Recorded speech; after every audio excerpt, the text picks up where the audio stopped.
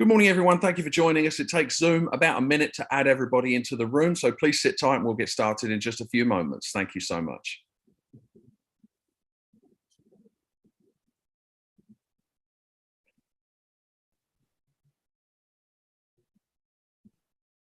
morning, everyone. Zoom is still adding people into the room, so we're going to wait another minute to let everybody in, and then we'll get started. Thanks so much for your patience.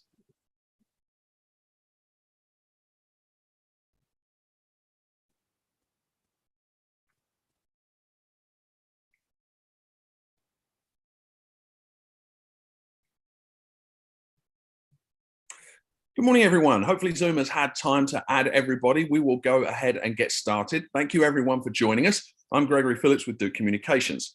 The CDC has reported more than 7,000 cases of monkeypox across the US since June, with more than 80 confirmed cases here in North Carolina. And the Biden administration has declared the outbreak a public health emergency.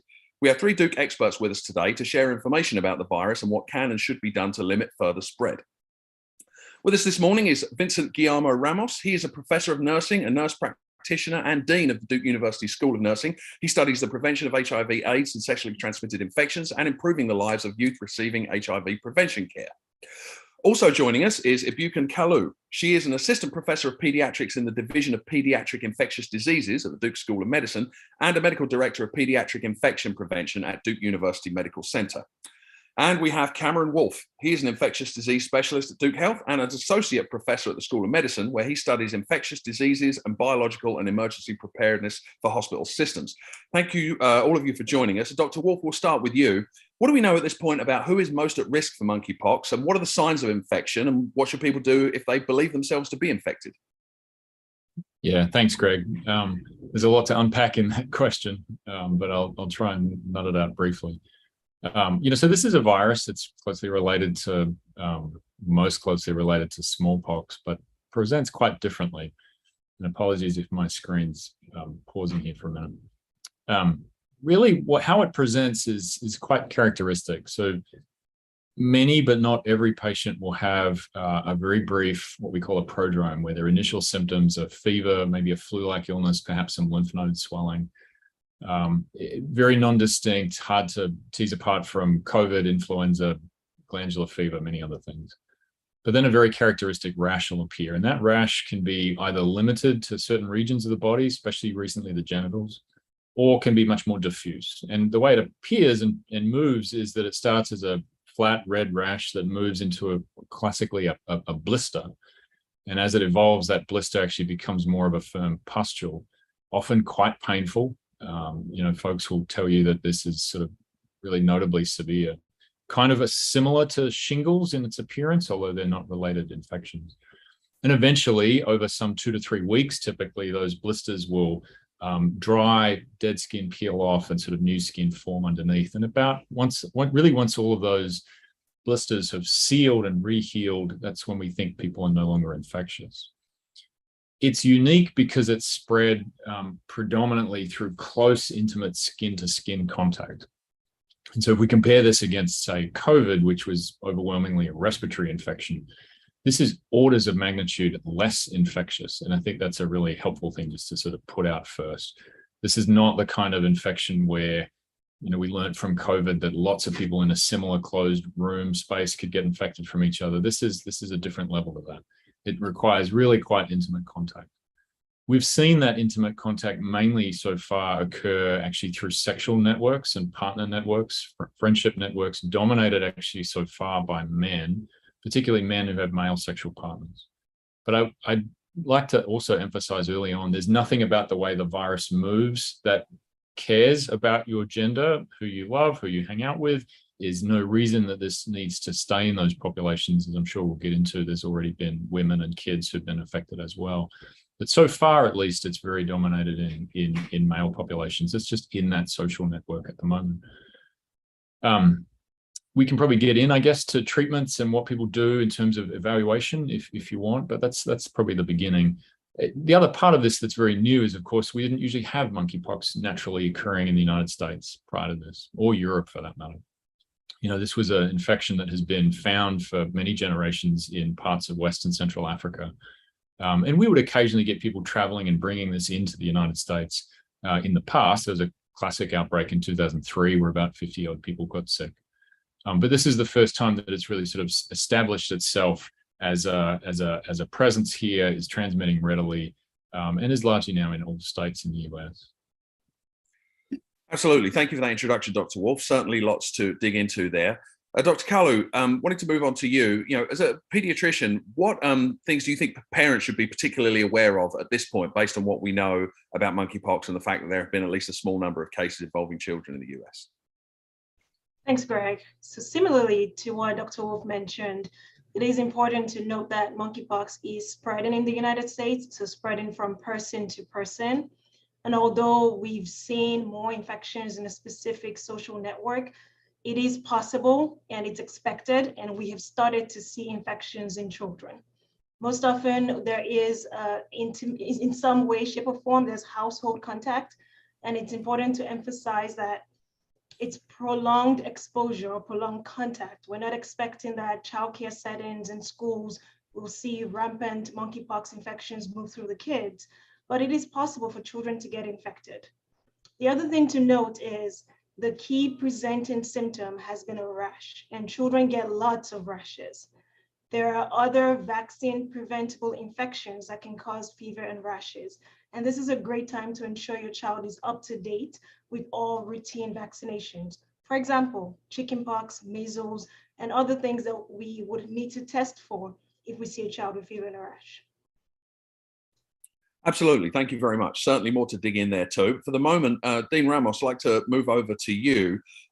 Given, as Dr. Wolf mentioned, most of the known cases of monkeypox so far are thought to have been spread through sexual contact between men, how can we apply lessons from the HIV/AIDS responses in the 80s and 90s to this monkeypox outbreak and improve the response?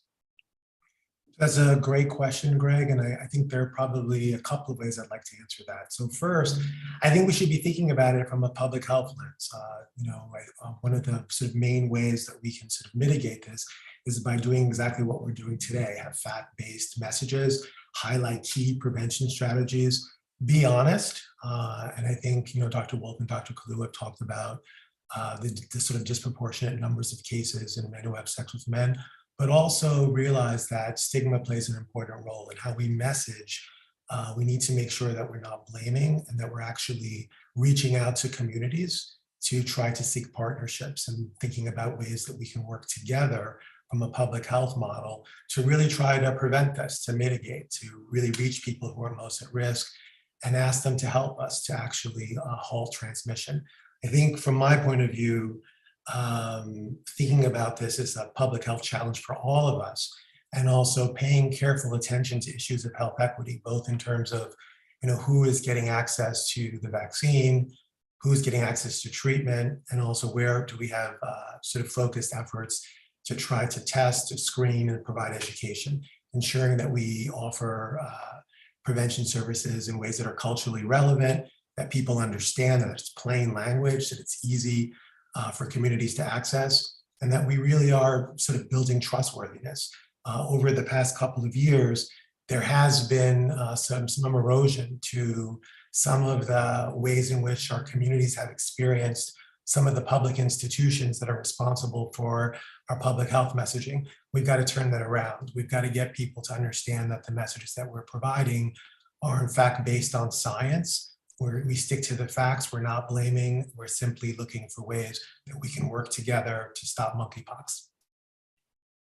Absolutely. Thank you, Dean Ramos, and thank you everybody for those opening answers. We're going to buzz through as many questions as we can in the 35 minutes we have left. Dr. Wolf, I'd like to come back to you and pick up where we left off there in the sense of when people do learn that they're infected, what people should do, what treatments are available, like what happens when somebody, what should somebody do when they find out that they have monkeypox or believe that they do? Yeah, it's a good starting point. So I think the first is to recognize what the symptoms might be and to seek testing. Testing is readily available now through most, if not all, primary care, urgent care, and general clinics, health departments. It's a swab test. So we know the swabs from COVID as being swabs of the nose. This is a swab typically of the blisters. And those tests take about 24 to 48 hours to get resulted.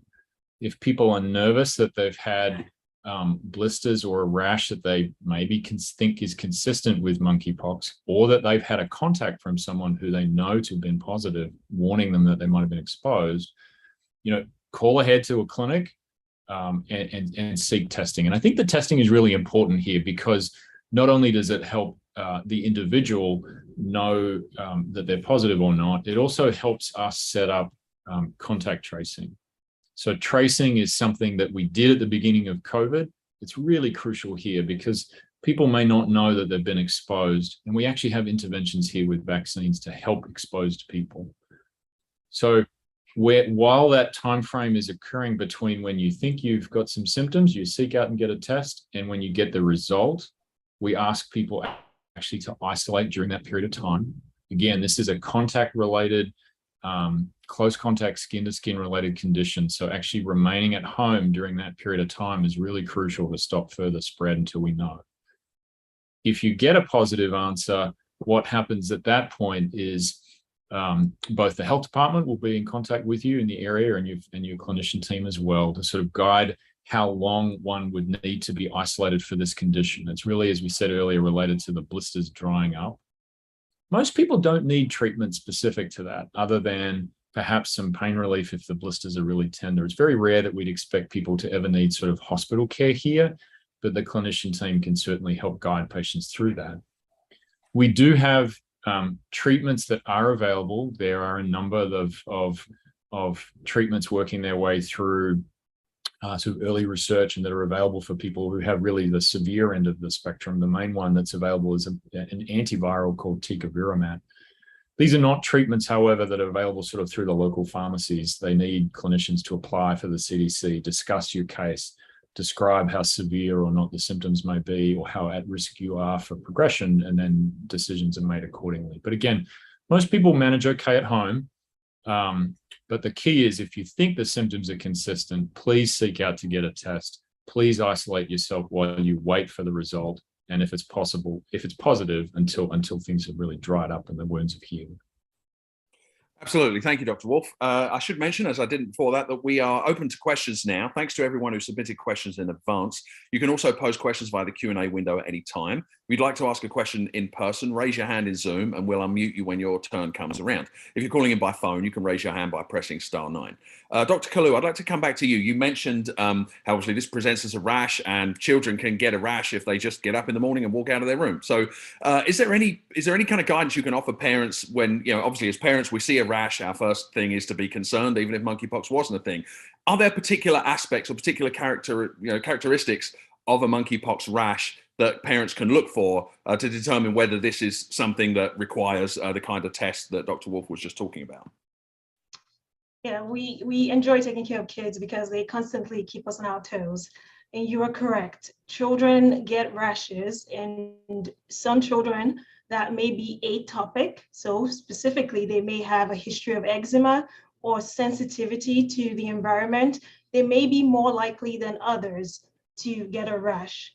And in addition, if they are exposed to monkeypox, children with a history of inflammation on their skin, specifically dermatitis or eczema, may be more likely to have a moderate to severe presentation. Despite that, we are not seeing a lot of cases. And in the past, I would have a clear-cut example of a monkeypox rash as compared to others. With this current outbreak, it is important to be cautious. And so if a child has a known exposure and a new rash, there's a high chance that it's monkeypox.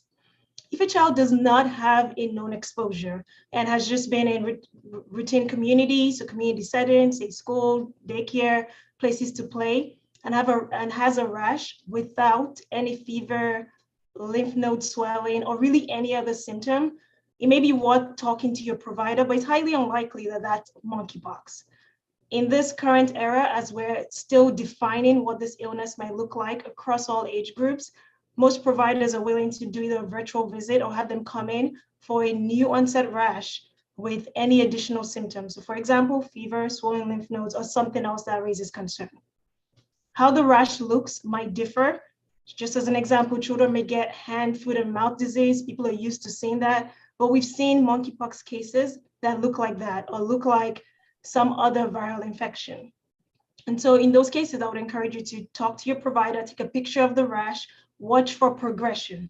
If a rash starts and it looks the same all day, looks the same the next day, does not get worse, does not start to scab, it's also highly unlikely to be monkeypox.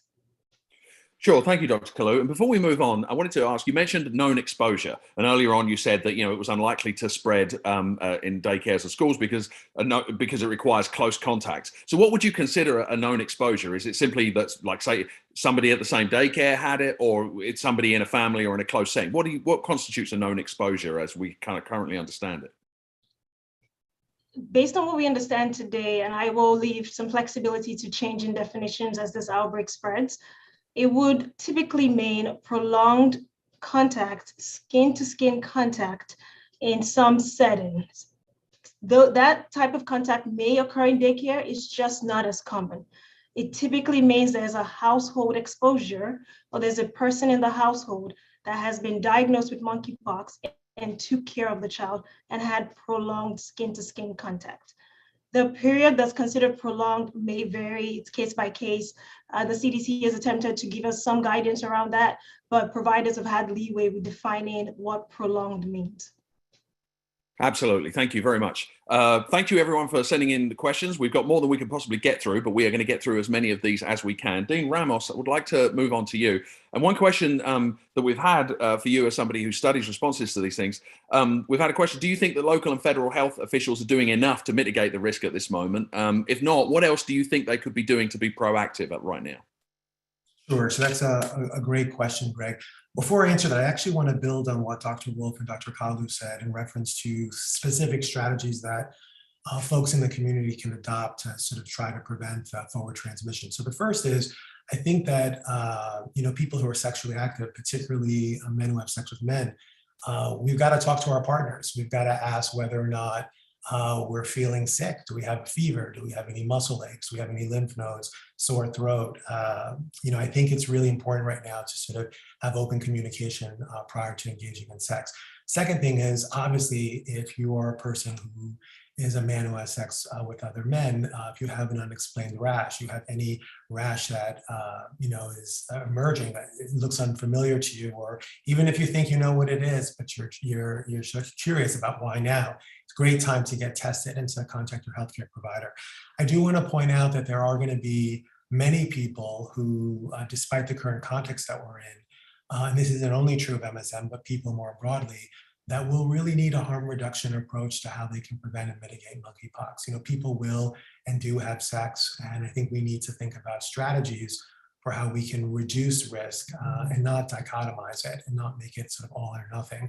The CDC has put some terrific safer sex guidelines within the context of monkeypox on their website. And just building on what Dr. Kalu was saying, I think the other piece that really matters to me as someone who is Latino and sort of works very much with communities that are economically disadvantaged, that we need specific guidance for families and households, particularly if somebody in the home has monkeypox, how can they prevent forward transmission within the home? And I think, again, the CDC has put some terrific guidelines on their website to try to think about ways that an individual can isolate in the home, and some very practical things that can be done that reduce the chances of forward transmission to people within your home.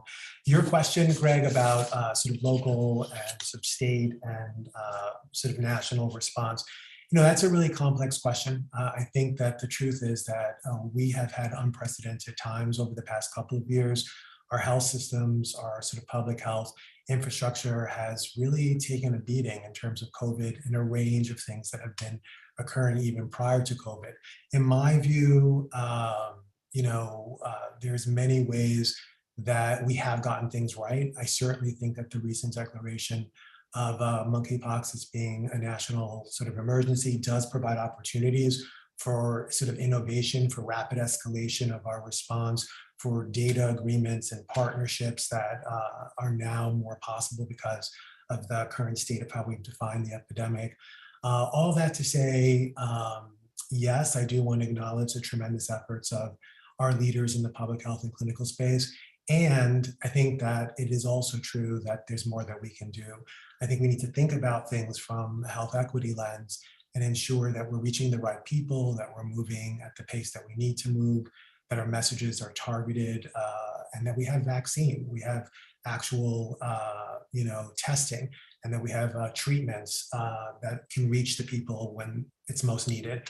For me, I would like to, I'd sort of be remiss if I didn't mention this, but I am a nurse, and I think it's really great that I'm here with Dr. Wolf and Dr. Kalu, because nurses represent the largest segment of the health workforce, including the public health workforce. We are very important in terms of screening, in terms of the workforce to deliver the vaccine, in terms of providing education and trusted guidance to individuals that may be at risk or may have questions. For 20 years in a row, nurses have been identified as the most trustworthy profession, 20 consecutive years. And we number more than 4 million in the United States. And so it's terrific that we've got sort of a complement of both physicians and nurses on this call today. Yeah, just to add to that, I second everything and certainly would agree that we need to push for collective effort here. As we're doing so, it is also important to note the timing that monkeypox is spreading in the US. We've had over 2.5 years of dealing with COVID, and I would venture to guess that we've all learned a lot more about preventing infections in our spaces. I certainly don't think this has to be an individual effort. We need federal, state, local efforts to target communities that are at highest risk, and to ensure that as we're asking for 21-day isolation or access to testing and treatment, that's equitably approached. I also would just challenge all of us to remember that washing hands, cleaning our environment, separating out things, isolation, quarantine are not new terms, and we can use the knowledge we've gained throughout the pandemic to help with preventing monkeypox in our spaces. Absolutely. Thank you, Dr. Kalu and Dean Ramos. Dr. Wolf, I'd like to come back to you. We've had a number of questions regarding vaccines. Now, there is a vaccine against monkeypox, which I gather is similar to the vaccine with smallpox. So could you talk a little bit about that? Because one of the questions we've had is whether people who were vaccinated against smallpox when they were young have any protection against monkeypox at this point. Yeah, it's a good question. So there's 2 vaccines that are currently licensed and available. The main one that we're going to talk about here is a vaccine by a company, Jynneos. However, it's worth briefly mentioning the old smallpox vaccine called ACAM 2000. It was a living vaccine. People would remember it caused a little pustule on the shoulder, which went away and left them a scar. We really don't use that in the treatment, in the prevention here today, but for folks who had that in the past, it does likely confer some memory and some protection, but we don't exactly know how much. It's easy to measure, like COVID vaccines, you can measure how many antibodies someone still remains to that, but we don't exactly know what the threshold is to confer protection. So whilst it gives you some protection, I'm certain, how far away from that vaccine you were is relevant. And if you think you've had someone who's had a meaningful exposure, we would say you should go ahead and get one of the newer vaccines, the Jynneos vaccine. They have been studied in sequential order. We know that giving both is safe. So that's a safe approach. And we guarantee that you get a much better response, I think, in that sort of more antibodies here right now. So long story short, yes, there's some remain protection, but it's hard to quantify how much, and it's safe to move ahead to the new vaccine, which we should be doing. That new vaccine is not a living vaccine. It's a non-replicating virus. So it's actually safer in a much larger group of patients. It's approved in anyone over the age of 18. It's okay in pregnancy. It's okay in people who are immune suppressed, which the old one was not. And so the breadth of people who can safely take that is much greater.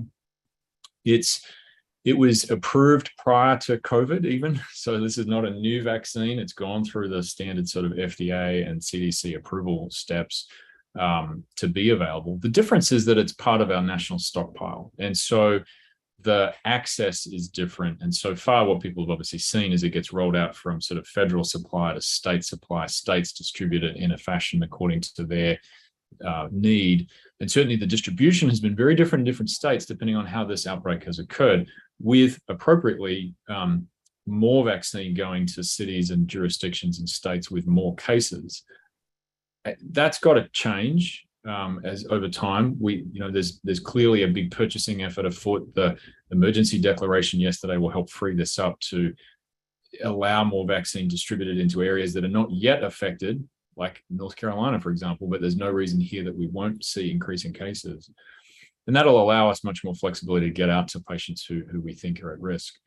Currently, it's been prioritized to people who we know have been exposed. And yet I think we would all say that, to really curb the spread of this, we also need to get this into people who think they may be at risk coming down the road, be that someone sexually, someone who's had healthcare exposure, lots of other people in that setting who would actually benefit from this before they get potentially exposed. And that depends a bit on the supply chains, which are obviously opening up. I did see a question, Greg, it's probably worth covering on the same sort of category about the description yesterday from the FDA about dose adjustments, if you're happy for me to go into that. Yeah, I was going to ask you that next, so please, by all means, go ahead.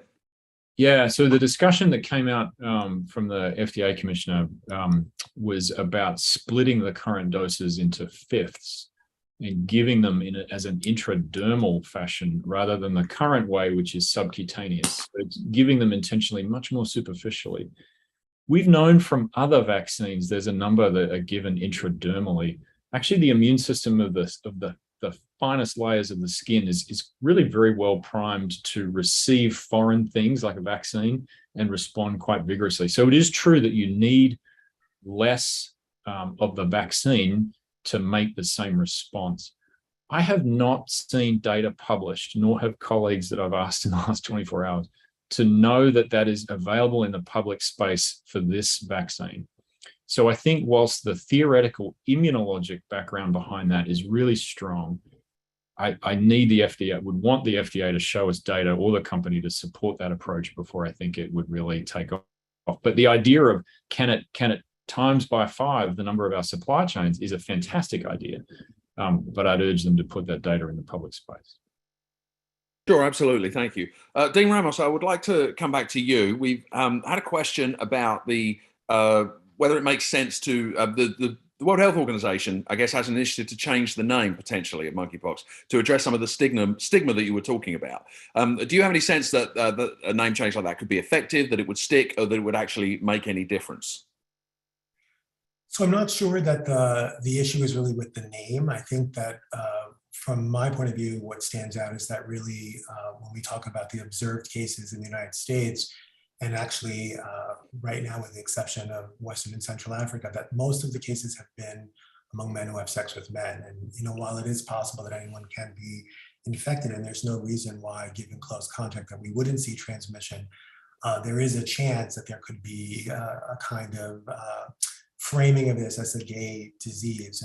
And with that comes the potential for stigma. And I think that what we need to do is think about this as being a public health emergency that has the potential of spreading beyond a specific community.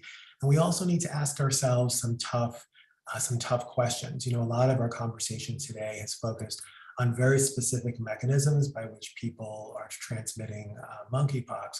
But we need to kind of take a step back as well and think about, well, why do we see these disparate numbers in certain communities? Are there certain kinds of exposures, whether they be behavioral or social, that allow for monkeypox to be more pronounced in certain communities, even when we see similar behaviors outside of those communities, and yet we don't see the transmission occurring there in the same way? We also need to think about susceptibility as a biological sort of vulnerability, and whether or not there are differences that we could bolster. So here, what I'm thinking of is, are we getting the vaccine to the people that need it the most at the right time and as quickly as we should? And so again, I'm hoping I've been clear, Greg, but I would hate for us to leave today without focusing a little bit on the context, because I think that a health equity lens means thinking that there are processes that shape these outcomes. It's not just specific individual behaviors. A good example of this, and it's something that I learned that is historical, since 1970, the year that I was born, there have been cases of monkeypox, as Dr. Wolf mentioned, in Central and Western African countries. It's been endemic, and yet it didn't necessarily garner the kind of attention that now we see from the World Health Organization and also in the US. And so again, it speaks to these issues of when we respond, how we respond, and this issue of equity. Absolutely. Thank you, Dean Ramos. Dr. Kalu, I wanted to come back to you. Dr. Wolford talked a little bit about available treatments. Could you talk a little bit about what data there is on the effectiveness and safety of available treatments for monkeypox in children? Yes, there's not a lot of data. As we've seen time and time again, speaking to some of the equity issues, both as an African, I can relate with this, and also the fact that I take care of children. We seem to have fewer resources for kids and for researching kids. As it relates to monkeypox, the advantage here is that there is a vaccine that was already approved prior to this outbreak. And although it's not yet approved for use in children less than 18, there are ways to safely get access to the product and provide it to a child if they need it. So for children that might be at high risk after an exposure, if they do get infected, the treatments that have been used in adults can be adjusted. We have ways to account for appropriate dosing in children to provide the antiviral medication, or if necessary, to provide the vaccine. This has to be done with the provider. We have to apply for an emergency use if necessary, and we monitor them through the treatment. The take home I do want to ensure people leave with is that there are key categories that children might fall in. So children with a history of skin inflammation, eczema being one of them, younger children, so children less than 8 years of age, and particularly infants who might have household exposure, like I mentioned, or happen to be positive, and children with any immunocompromising condition may be more likely to require treatment, and we have available treatment and potential vaccine options. It would be great to get more data, and I'm hopeful in the next couple of years we would have more data on effectiveness or efficacy in kids. Absolutely. Thank you, Dr. Kalu. Dr. Wolf, I'd like to come back to you, and I'd like to get everybody's perspective on this if you have stuff to add. Obviously, one thing we've learned from the last couple of years is that misinformation spreads more quickly than information. Are there any particular strands of misinformation about monkeypox that you've seen that you'd like to address? Related to that, two questions we've had come up are about the potential for airborne transmission and whether you could get monkeypox from handling cash that's been handled by somebody who's infected. So those are two. If you could maybe address those, and if there are any other things that are misinformation that you'd like to mention. Yeah, that's important. I mean, I do think there's an entire potential here for false stigmatization that needs to be front and center of our conversations, and Dean Ramos has addressed that beautifully, as said Dr. Kalu. So that seems to me to be the most overwhelming issue here. We've been through false stigma before for conditions that can pass through sexual networks, and it's not helpful, and it doesn't retain disease within certain spaces, and it limits our ability to control it. So again, having these sorts of conversations is crucial to put the record straight there. You know, I've seen scenarios where individuals who present as heterosexuals don't get tested, for example, because they're not deemed to be at risk. That's nuts. That just has to change. I've seen scenarios where individuals have not got the right information yet about isolation and why it's important, if you're positive or are nervous you're positive, that you separate yourself in a way that keeps others safe. I would like to also say that we learned lessons in COVID in that first 6 months in particular, where, we didn't know everything up front.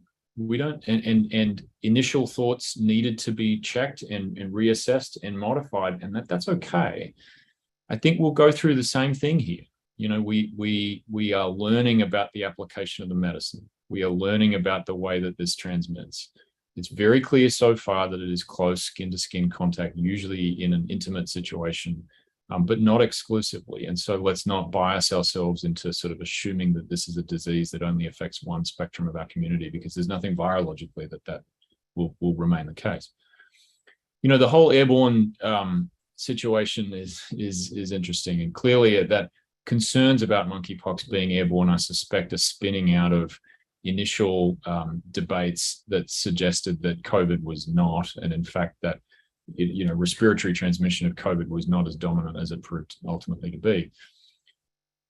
There will be discussion about that in monkeypox, because you can find the virus in respiratory secretions, but when you look at the way that it's transmitted, it is overwhelmingly skin-to-skin contact and intimate contact and prolonged contact, as I think Dr. Kalu mentioned earlier. So I would caution people against sort of falling into the trap of assuming that just because you can find residue of virus on a respiratory tree, that is a means of how it transmits. That is not the case here.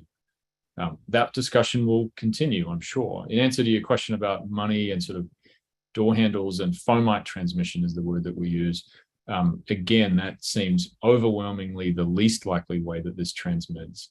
There have been individual cases that are sort of well described where the ability for the blisters that occur as they shed their skin in the healing phase, the skin is infectious. So there are situations where we do, and sort of came up earlier, where we have to be very conscious within a household setting of how we manage clothes, bed sheets, linens, sort of really high touch surfaces within a household. That's orders of magnitude different, though, to general community activities. And so the idea that this can spread on money or door handles or chairs or at the supermarket is just not an issue that we fortunately have to face in this regard. Those information details will get more granular as we learn more about this. So I would encourage people to keep listening as we modify the degree to which we know these things. Absolutely, thank you. Dr. Kalu, I'm curious if there are any misconceptions you're concerned about with regards to children. And also you mentioned, at the beginning that it's unlikely that we would see outbreaks at school or due to schools and daycares because it requires these prolonged skin-to-skin contact. So I wanted to give you a chance to talk a little bit more about that, and if you're concerned that may be a misconception that spreads up, that people become scared of those kind of settings. Absolutely. That misconception already exists. I have received a number of questions about children returning to school, so those that were in summer breaks, and children that have already been in school about their potential exposures in the next coming months. To be clear, children can get infected, and it's still important to ensure that a new rash, potentially a new rash plus fever, is assessed properly, and that adults in those settings, which I probably would assume that they have the highest risk of spreading to the kids if they're infected. So adults seek out care if they have a new rash, new fever, or have an exposure prior to working in a childcare setting. I think if we emphasize those actions, so ensure your child gets evaluated if they're ill, ensure that adults are seeking proper care, I doubt that schools will be the main site for spread. One other major misconception that seems to be going around is that any skin abnormality in this current outbreak must mean it's monkeypox. And there are a number of people that have genetic disorders that they've been dealing with for years and years, and they may have skin manifestations of other things. We have to be cautious in our communities not to malign or stigmatize people that have other health conditions that might mean they have skin manifestations that are not infectious and have nothing to do with monkeypox. Similarly, in kids may not be able to explain all of the conditions or reasons why there's a skin manifestation. And so policies around school attendance or daycare attendance should allow room for medical evaluation, but not carte blanche remove kids from those settings with any potential skin inflammation. So those will be the caveats. And as we learn more, things will be adjusted. Hopefully we will share more and adjust guidance accordingly. Sure, absolutely. Thank you. Dean Ramos, I wanted to come back to you. We've talked a lot about stigma, and obviously misconceptions are the things that lead to stigma. But in this case, because there's an importance to get messaging out there, particularly to men who are having sex with men, how do we thread that needle by getting that important messaging out there without spreading the misconception that this is a virus that's exclusively spread that way? Sure, it's a great question. I think, some of what I've shared previously, but I'll reinforce a couple of important themes. So one being fact-based and not blaming. I think that's really critical. I think the importance of really partnering with community. Oftentimes messaging is developed in ways that it may be medically accurate, but it can focus on very specific things and not provide enough adequate guidance that allows for whoever we're trying to target to benefit from that. So for example, while I definitely agree that we need to think about close contact and individuals that may be sort of having multiple sex partners. We also need to provide guidance on ways that people can have sex and that they can continue to have sex even within the context of monkeypox that will reduce their risk. And I think oftentimes that kind of messaging is more realistic, it's less stigmatizing, it takes away from blame, and it allows us to work side by side in trying to prevent monkeypox. I will say that I do think it's important also, besides stigma, to focus on trustworthiness. I think that there has been, as I mentioned previously, an erosion to some of our belief in our public health institutions, including healthcare providers, academic health centers, government entities like departments of health, CDC. It's really going to be important that we work collectively to try to ensure that we're sending accurate information, of course, taking into consideration what both Dr. Kalu and Dr. Wolf said about we are really learning as we go forward. There are some things we know, but as we have more cases, what we say may change. And that's kind of a normal part of providing sort of the best evidence and guidance that we can at a given time. I think for me, those two things, Greg, stigma and trust are essential to moving forward.